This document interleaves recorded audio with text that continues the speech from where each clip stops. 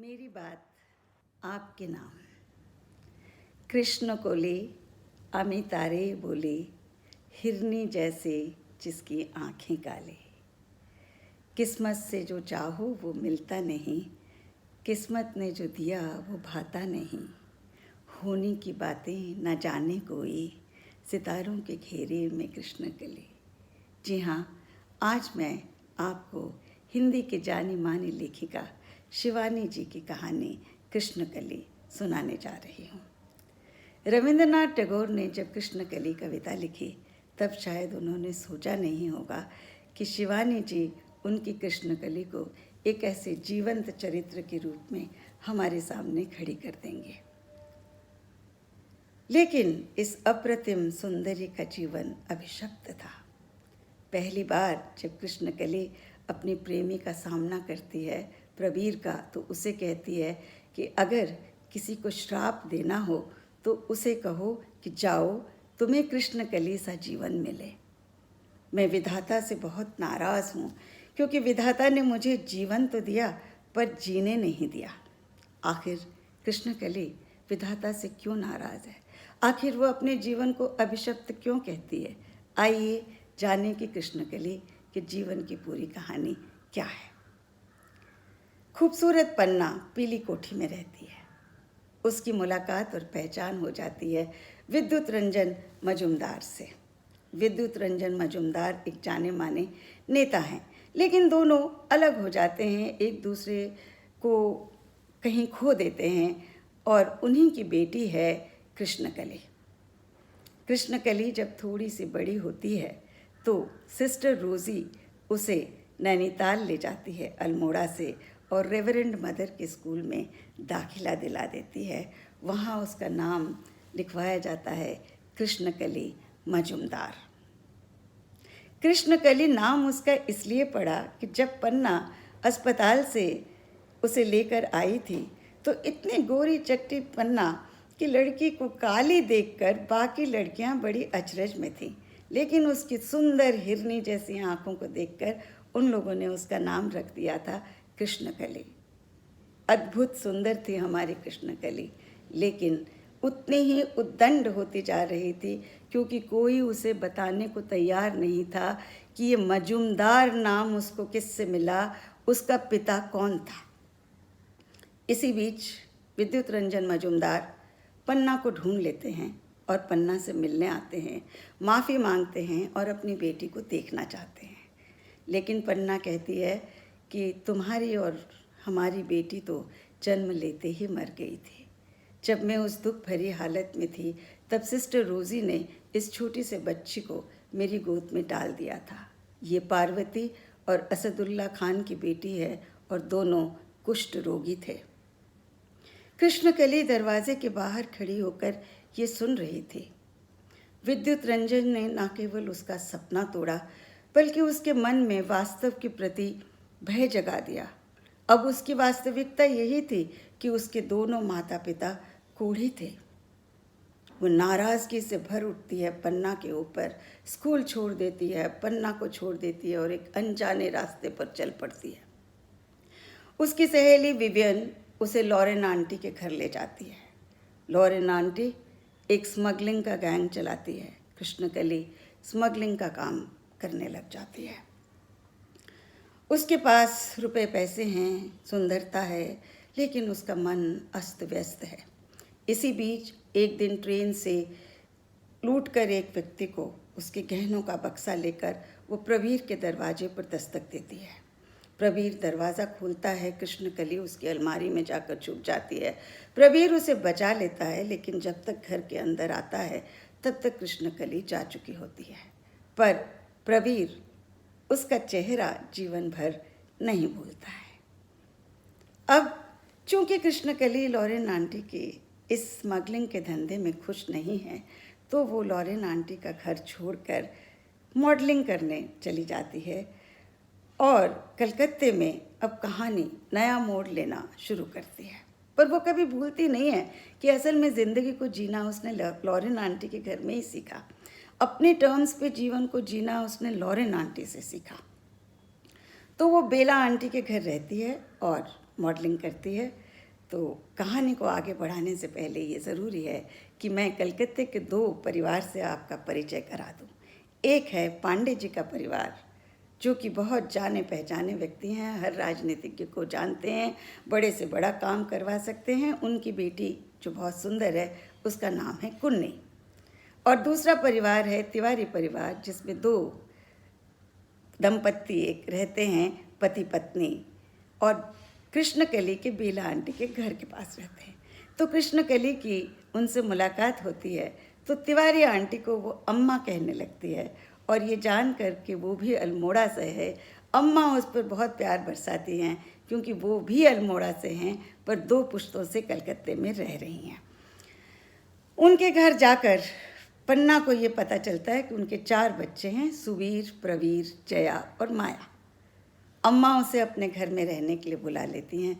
कृष्णकली खुशी खुशी आ जाती है, पर दीवारों पर लगी तस्वीरों को देखकर कृष्णकली ये अच्छी तरह से जान जाती है कि ये प्रवीर का घर है, और प्रवीर के घर में वो रहने आ गई है, जहाँ एक बार दस्तक देकर वो चोरी का सामान लेकर घुसी थी। तिवारी दंपति के बड़े बेटे सुवीर की मृत्यु हो गई है एक भयानक दुर्घटना में। तब से वो लोग बहुत दुखी से रहते हैं, लेकिन कृष्णकली के आने से उनके घर में खुशी छा जाती है। एक बार दोनों बहुत बीमार पड़ते हैं और कृष्णकली अपनी जान देकर उनकी सेवा करके उन्हें बचा लेती है। कृष्णकली एक नए दौरे पर जाती है, जब उस समय जया और माया दोनों अपने घर आती हैं, और उन्हें देखकर ये बड़ा आश्चर्य होता है कि उसकी माँ तो जान छिड़कती है कृष्णकली पर। तो जाहिर है उन दोनों लड़कियों को कृष्णकली अच्छी नहीं लगती, और वो कहते हैं कि जब प्रवीर काबुल से आएगा तो वो इसे घर से निकाल देगा। प्रवीर भी आ जाता है, और वो भी यही सोचता है कि इस लड़की को निकाल देना चाहिए, और तभी कृष्णकली दौरे से लौट आती है। प्रवीर उसे पहचान लेता है और कहता है, जो लड़की चलती ट्रेन से लोगों को लूट लेती थी, वो अम्मा बाबूजी का न जाने क्या करेगी, इसे तो इस घर से चले ही जाना चाहिए। इसी बीच में प्रवीर की शादी की बात कुन्नी के साथ तय हो जाती है। उसकी सगाई का समय आता है तो अम्मा कृष्णकली को ये जिम्मेदारी देती है कि वो 2 नई साड़ियाँ एक लाल रंग के खरीद लाए। तो कृष्णकली ना केवल कुन्नी के लिए लाल साड़ी खरीदती है, बल्कि अपने लिए भी बिल्कुल वैसी ही साड़ी खरीद लाती है। कुन्नी ने एक बार माया को ये कहा था कि तुम्हारी मिस मजुमदार तो जब मॉडलिंग करती है, अगर एक सस्ते छींट को भी अपने ऊपर डाल लेती है तो वो राजवस्त्र लगता है। तो समझिए कि कृष्णकली ने सगाई के दिन वही लाल साड़ी जब पहनी और उसके देखा, उसने प्रवीर ने उसकी एक झलक देख ली खिड़की से, तो प्रवीर के मन पे तो बस कृष्णकली छा गई, क्योंकि असल में वो कृष्णकली को कभी भूला नहीं था। उसकी अलमारी में से कृष्णकली की सेंट की जो खुशबू थी, वो प्रवीर के दिलो दिमाग पर हमेशा के लिए छा गई थी। तो वो सगाई में जाता है और कुन्नी को जब उस लाल साड़ी में देखता है तो उसे बार बार कृष्णकली याद आती है। उसका मन अस्त व्यस्त है। वो वहाँ से बहुत देर रात जब लौटता है, उसके पहले कुन्नी को कहता है कि इस लाल साड़ी को वो उतार दे। इस बीच कृष्णकली उस सारे दिन शमशान में बिताती है, वहाँ साधुओं के साथ नशा करती है और घर लौटती है, और दरवाजे पर बेहोश पड़ी हुई मिलती है प्रवीर को। प्रवीर उसे उठाकर उसके कमरे तक छोड़ कर आता है, और उसे लगता है कि इसकी ये लाल साड़ी बिल्कुल आग की तरह सारे आसमान में छा गई है। अगले दिन प्रवीर शर्त रखता है कि वो तभी शादी करेगा जब मिस मजुमदार को इस घर से निकाल दिया जाए। ये सुनने के बाद कृष्णकली प्रवीर का सामना करती है और कहती है, काबुली वाले, तुमने मुझे पहचाना नहीं। तुम काबुल नहीं जा सकते जब तक मेरी पूरी कहानी नहीं सुनोगे। और वो अपने जीवन की पूरी कहानी प्रवीर को सुनाती है और कहती है, जिस दिन मेरी मुलाकात तुमसे हुई थी तभी मैं समझ गई थी कि मेरा सिद्धि सोपान तुम ही हो।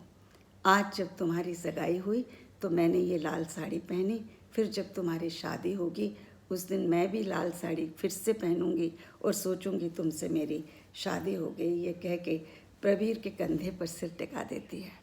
प्रवीर उसको कहता है, कली, चलो अब घर चलो। तो उसे चुनौती देती है कि क्या तुम अपने माँ बाबा के सामने भी ये कह सकोगे कि कली घर चलो। और कृष्ण कली फिर से विवियन की एक आंटी के पास जो प्रयाग में रहती हैं चली जाती है क्योंकि विवियन की शादी होने वाली है। इसी बीच प्रवीर की शादी तय हो जाती है, हो भी जाती है। जब प्रयाग स्टेशन पर गाड़ी उतरती है, रुकती है, तो लोगों को कृष्णकली बेहोश खून में लथपथ पड़ी हुई मिलती है। लोग उसे उठाकर उसकी आंटी के घर पहुंचाते हैं और उसकी आंटी जब उसे डॉक्टर के पास लेकर जाती है तो डॉक्टर कहते हैं कि कृष्णकली को कैंसर है और उसे बॉम्बे जाना चाहिए टाटा हॉस्पिटल में। लेकिन कृष्णकली आंटी को कहती है अब वो कहीं नहीं जाएगी, अब वो जीवन में भागेगी दौड़ेगी नहीं, अब वो बची हुई ज़िंदगी आंटी के पास ही गुजार देगी जो उसे बहुत प्यार करती हैं। और उसे अपनी माँ पन्ना की याद बहुत सालों बाद आती है। ऐसा नहीं कि वो पन्ना को प्यार नहीं करती थी, पन्ना को बहुत प्यार करती थी, लेकिन दोनों के बीच में ऐसी एक नदी थी जिसे ना पन्ना पार कर पाई थी ना कृष्णकली पार कर पाई थी। पन्ना सब कुछ भूल कर अपनी बेटी के पास आ जाती है और गिले शिकवे छोड़कर अपनी बेटी को गले लगा लेती है। इसी बीच में प्रवीर का तबादला पांडे जी अपनी सारी पहचान इस्तेमाल करके दिल्ली कर लेते हैं। प्रवीर दिल्ली जाने वाला है, लेकिन तभी लॉरेन आंटी जो कि कभी विद्युत रंजन के साथ प्रवीर को मिली थी उससे मिलने जाती हैं और कृष्णकली की चिट्ठी देती हैं। कृष्णकली कहती है काबुली वाले बस एक बार आखिरी बार तो मुझसे मिलने आ जाओ मेरी शादी पर। और प्रवीर दिल्ली न जाकर कृष्णकली के पास पहुंचता है और हैरान हो जाता है कि देखकर कि कृष्णकली तो कैंसर से ग्रस्त बीमार पड़ी है।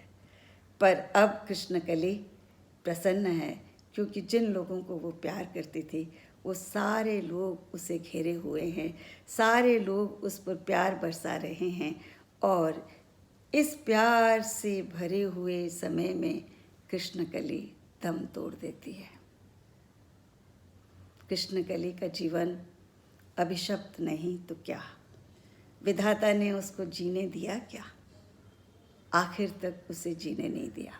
प्रवीर और कृष्णकली का प्यार साधारण नहीं था, असाधारण था, जिसमें कुछ कहने सुनने की ज़रूरत थी ही नहीं। इस कृष्णकली को मैं कभी नहीं भूल पाई। कृष्ण कोली अमी तारे बोली, हिरनी जैसे जिसकी आँखें काली, होने की बातें न जाने कोई, सितारों के घेरे में कृष्णकली।